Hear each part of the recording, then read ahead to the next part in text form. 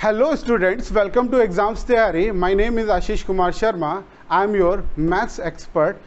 पीछे हम लोग 3 सेशन कंप्लीट कर चुके हैं बच्चों. आज हम लोग नेक्स्ट सेशन में नया चैप्टर स्टार्ट करने वाले हैं, that is principle of mathematical induction. तो इसमें हम लोग जानेंगे इसके बेसिक्स क्या हैं और कैसे हम लोग अपनी प्रॉब्लम्स में प्रिंसिपल ऑफ मैथमेटिकल इंडक्शन का यूज़ करते हैं, राइट. तो सबसे पहले हमको जानना है कि इसके बेसिक्स क्या हैं.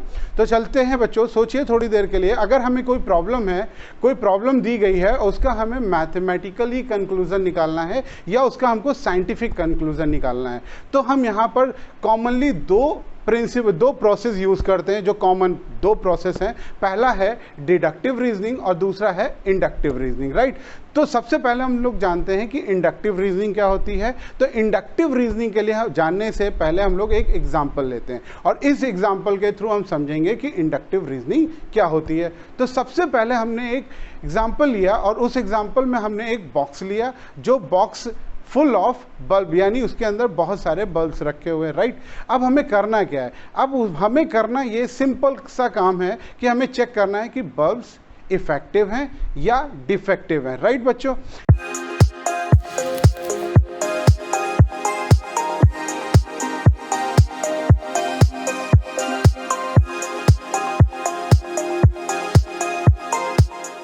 यानी हमारे पास जो बॉक्स है, उस बॉक्स में हमें केवल ये चेक करना है कि उसके अंदर जो भी बल्ब्स हैं वो इफेक्टिव या डिफेक्टिव, 2 चीज़ें चेक करनी है. तो हम कैसे करेंगे बच्चों? उसको करने के लिए सिंपल सा मेथड है कि हम लोग 1 बाय 1 एक करके बल्ब निकालें और चेक करें कि वो इफेक्टिव हैं या डिफेक्टिव. यानी इफेक्टिव होंगे तो वो जलेंगे, डिफेक्टिव होंगे तो नहीं जलेंगे. तो हम क्या करेंगे? हमने अपना एक बॉक्स लिया, उस बॉक्स में से पहला बल्ब निकाला और जैसे ही हमने पहला बल्ब निकाला, राइट, अब ये क्या हो रहा है? ये जल रहा है. अगर ये जल रहा है तो इफेक्टिव है. तो हमने देखा ये जल रहा है, तो जल रहा है तो हमने क्या कहा? It is the effective bulb, और इसको निकाल के मैंने बाहर रख दिया.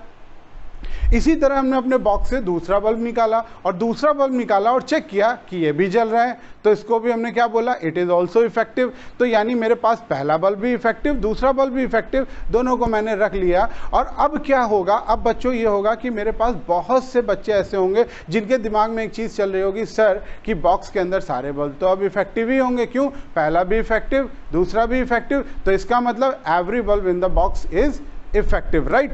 तो एक जनरल कंक्लूजन आपने निकाला. तो बच्चों आप 2 मिनट के लिए रुक कर सोचिए आपने क्या किया. आपने यहाँ किया ये कि आपने स्पेसिफिक, राइट, 2 बल्ब निकाले, उनको चेक किया, स्पेसिफिकली 2 बल्ब चेक करके आपने एक जनरल कंक्लूजन बना लिया कि हमारे बॉक्स के सारे बल्ब कैसे होंगे? सारे के सारे बल्ब सही होंगे. यानी हमने पर्टिकुलर यानी स्पेसिफिक स्टेटमेंट से जनरल कंक्लूजन फाइंड कर लिया. तो स्पेसिफिक यानी पर्टिकुलर स्टेटमेंट से जनरल कंक्लूजन फाइंड करने का जो प्रोसेस है, उस प्रोसेस को हम क्या बोलते हैं? Inductive reasoning. आई गेस कि आपको समझ में आ गया होगा कि इंडक्टिव रीजनिंग क्या होती है. अब बात करते हैं, ये 2 चीजें बताती है कि ये लॉजिकली ट्रू होती है, बट मे और may not be realistically true, right. ये हो भी सकती है रियलिस्टिकली ट्रू और नहीं भी हो सकती है. इसके लिए भी हम लोग एक एग्जांपल लेते हैं. तो हमने क्या किया? मेरे पास 2 स्टेटमेंट है. पहला स्टेटमेंट मेरे पास बच्चों है कि मेरे पास पहले स्टेटमेंट में हमने लिया कि chocolate is a sweet, right.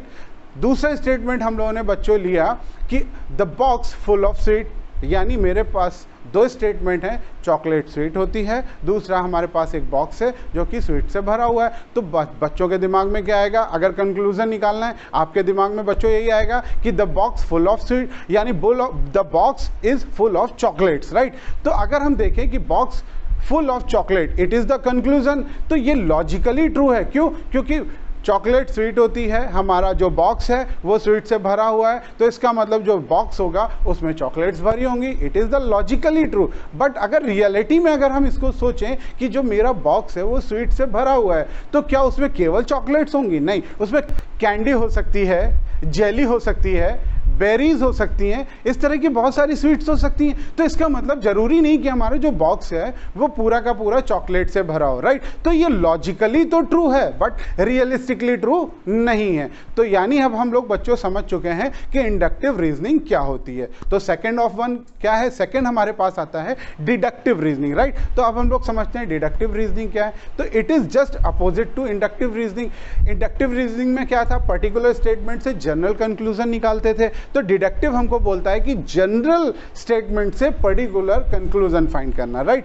जब हम जनरल स्टेटमेंट लिखा हो उससे हम पर्टिकुलर कंक्लूजन फाइंड करते हैं, that is called deductive reasoning, right. इसके लिए हम लोग क्या लेते हैं, इसको भी हम लोग एक एग्जांपल से ले सकते हैं। जैसे आपको हमने 2 स्टेटमेंट लिए, आपको दिख रहे होंगे। पहला स्टेटमेंट है मेरे पास, mister X always wears the black shoes on work, यानी काम के समय वो हमेशा काला शू पहनते हैं, राइट। दूसरा स्टेटमेंट हमने लिया कि mister X will be coming to work on Monday, right. ये हमेशा क्या होता है, ये मंडे को काम के लिए आते हैं, राइट। तो इससे आप बहुत सारे बच्चों के दिमाग में एक कंक्लूजन निकल के आएगा कि मिस्टर एक्स मंडे को ब्लैक शू जरूर वियर करेंगे, राइट। ये लॉजिकली भी ट्रू है और रियलिस्टिकली ट्रू भी है, राइट। क्यों? क्योंकि वो अगर अगर वो काम के लिए मंडे को आ रहे हैं और वो अपने काम पर ब्लैक शू वियर करते हैं, तो इसका मतलब है कि वो मंडे को ब्लैक शू वियर करेंगे। तो इससे हम लोगों ने क्या सीखा बच्चों, कि जनरल स्टेटमेंट से हमने एक पर्टिकुलर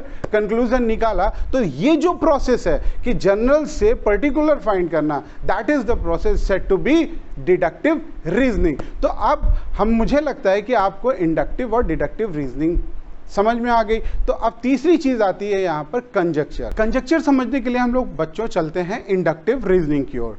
तो इंडक्टिव रीजनिंग में हम लोगों ने बच्चों क्या सीखा था, इंडक्टिव रीजनिंग ने हमें बताया था कि ये वो प्रोसेस है जिसमें पर्टिकुलर स्टेटमेंट से हम लोग जनरल कंक्लूजन निकालते हैं, राइट।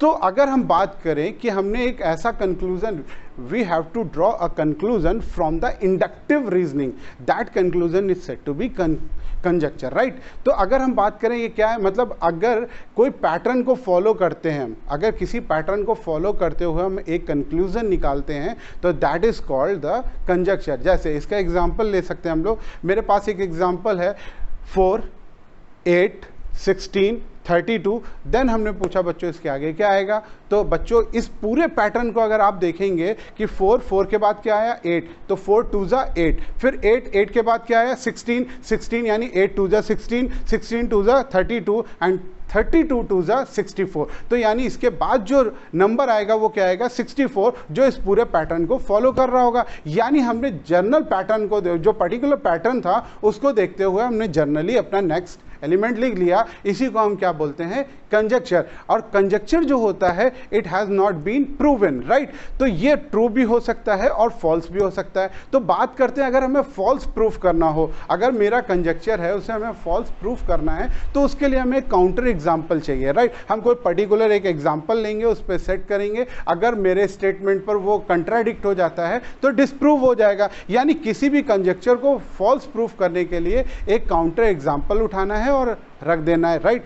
बट अगर किसी भी कंजक्चर को ट्रू प्रूफ करना हो, तो ट्रू प्रूफ करने के लिए बच्चों हमको चाहिए होती है help principle of mathematical induction की। यानी प्रिंसिपल ऑफ मैथमेटिकल इंडक्शन किसी भी स्टेटमेंट को ट्रू प्रूफ करने के लिए हमें हेल्प करता है, राइट। तो अब हम समझते हैं कि मैथमेटिकल इंडक्शन वर्क कैसे करता है। तो इसके लिए हम एक छोटा सा एग्जांपल लेते हैं। इस एग्जांपल में हम लोग क्या करते हैं, सपोज मेरे पास बहुत सारी कुछ टाइल्स हैं जो साइज और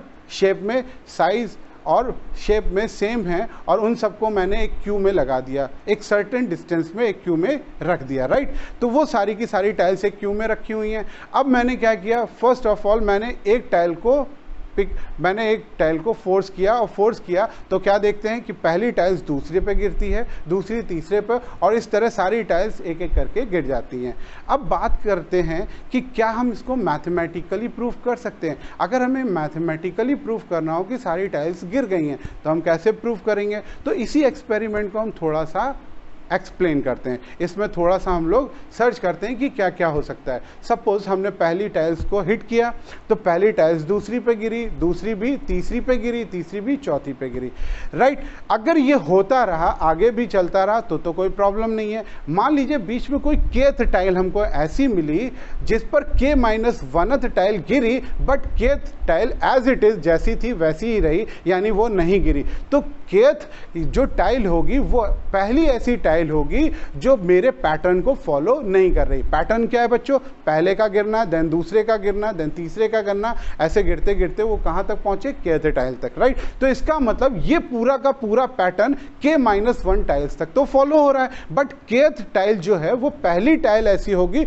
जो अगर खड़ी है, जो गिर नहीं रही है, तो यानी it is the first tile जो हमारे पैटर्न को फॉलो नहीं कर रही है। तो इसका मतलब क्या हुआ? इसका मतलब यह हुआ कि ये हमारे स्टेटमेंट को ट्रू प्रूव नहीं कर रहा है, यानी ये हमारे स्टेटमेंट को डिनाई कर रहा है, राइट। तो यहाँ पे मेरा स्टेटमेंट क्या हो जाएगा? डिसप्रूव हो जाएगा और यही क्वेश्चन हमारा खत्म हो जाएगा। बट हमें करना क्या है? हमें तो अपने कंजेक्चर को ट्रू प्रूव करना है, यानी हमारे स्टेटमेंट को हमें ट्रू प्रूव करना है। तो इसका मतलब क्या हुआ? इसका मतलब ये हुआ कि जो पैटर्न पहली टाइल से चला था वो लास्ट टाइल तक एज इट इज फॉलो होता रहे। तो इसका मतलब क्या है? इसको हम लॉजिकली, अगर हम मैथमेटिकली देखें तो क्या होगा कि kth टाइल, यानी kth टाइल पर जब k-1 टाइल गिरे तो k वाली टाइल भी k+1 वाली टाइल के ऊपर गिरनी चाहिए। यानी यहां पर कंडीशन क्या होनी चाहिए कि अगर k वाली टाइल k+1 वाली टाइल पर गिरती है तो k+1 वाली टाइल को भी गिरना पड़ेगा। अगर ऐसा होता है तो मैथमेटिकली सारी की सारी टाइल्स क्या होंगी? गिरेंगी, और हम प्रूव कर लेंगे कि जो हमने पहली टाइल को हिट किया तो सारी की सारी टाइल्स गिर रही हैं। बस यही पैटर्न हमको अपने क्वेश्चंस में अप्लाई करना है। तो मैथमेटिकल इंडक्शन को, जब भी हमें मैथमेटिकल इंडक्शन से कोई प्रॉब्लम प्रूफ करनी हो या किसी भी स्टेटमेंट को ट्रू प्रूफ करना हो तो हमें दो ही स्टेप चाहिए। पहला स्टेप कि हमारा जो भी स्टेटमेंट है वो n = 1 के लिए ट्रू प्रूफ हो, यानी n = 1 का मतलब हमारे फर्स्ट टर्म के लिए ट्रू हो, राइट। और दूसरा जो हमें फॉलो करना है, दूसरा स्टेप जो है वो ये कि if n = k follow my pattern then k+1 is also follow my pattern। यानी दो स्टेप मुझे मिले कि n = 1 के लिए हमारा स्टेटमेंट ट्रू होना चाहिए, और दूसरा if the statement is true for n = k then it is also true for n = k+1। अब इस अप्रोच को लेते हुए हम लोग अपने सारे क्वेश्चन सॉल्व करेंगे, राइट। तो हम लोग अगले सेशन में देखेंगे कि ये अप्रोच हम अपने प्रॉब्लम्स में कैसे अप्लाई करते हैं। Thank you. For more information, download the app now from Google Play Store.